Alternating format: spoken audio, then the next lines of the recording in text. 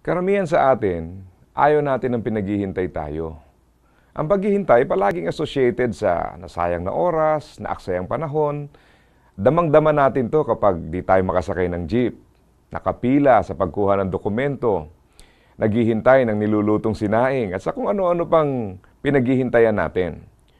Wala tayong nakikitang value sa paghihintay. Kadalasan nga puro pagkainip at panghihinayang ang nararamdaman natin. Mas lalo pang humihirap ang paghihintay kapag nakita mo yung iba na parang di naman naghintay o kaya nadalian lang. Dumodoble tuloy yung panghihinayang at pagkainip natin. Isa sigurong aspeto ng buhay na parang hirap din tayo maghintay ay sa love life natin. Totoo na sa panahon natin ngayon, may mga mabilis ma-develop at pumapasok agad sa relasyon. Para bang sa pelikulang luma na lang natin nakikita yung mga naglilingkod, sumasalok ng tubig, nagsisibak ng kahoy. Pero sa kabila ng mga mabibilis pumapasok sa relasyon, meron pa din namang naghihintay. Ayaw talaga natin ng pinaghihintay, ayaw natin ng suspense. Wala halos tayong nakikitang value sa paghihintay. Pero dapat bang panghinayangan ang paghihintay? O may tamang paraan ng paghihintay? Pag nagmamaneho ko at natatraffic malapit sa estasyon ng MRT, dyan sa may North EDSA, nakikita ko yung mga tao at iba't ibang klase ng paghihintay.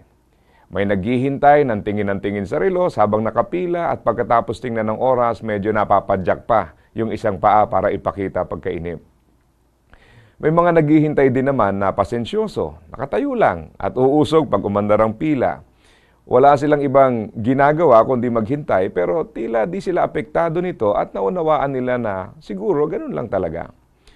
Meron din yung naghahanap ng paraan para libangin ang sarili.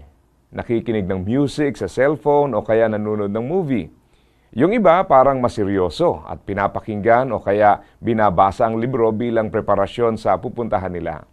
Pare-parehas ang naghihintay pero iba't ibang style ng paghihintay at syempre, iba-iba rin ang napapala sa paghihintay. Oo, pwedeng may mapala tayo sa paghihintay. Di naman kailangang masayang ang paghihintay. Sa atin nakasalalay kung sasayangin natin ang oras habang naghihintay. Kahit sa love life.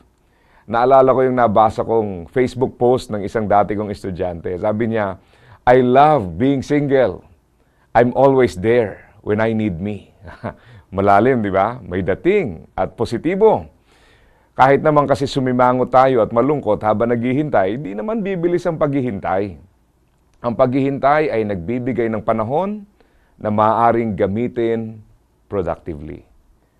Ang kalayaan ng pagiging single ay huwag sayangin. Season yan ng buhay na dapat i-maximize sa tamang paraan. Ano't anuman ang maging sagot sa iyo, at least di masasayang ang panahon mo. At syempre, huwag mong kalimutang manalangin. Pagkatiwala mo sa Diyos ang iyong sitwasyon. Humingi ng karunungan sa mga plano mo. Ang pangako naman niya sa Bible ay kung mayroon mang nagkukulang sa inyo ng karunungan, humingi siya sa Diyos at ibibigay ito sa Kanya nang walang pagmamaramot at panunumbat. Isali mo ang Diyos sa mga plano mo, sa paghihintay mo, sa desisyon mo. Nandiyan naman ang katiyakan na interesado siyang sumali sa buhay mo. Kaya habang naghihintay ka, maghintay ka ng may pag-asa. Hindi dahil makukuha mo ang gusto mo, kundi dahil anuman ang mangyari, kasama mo ang Diyos. Kaya, asa ka pa.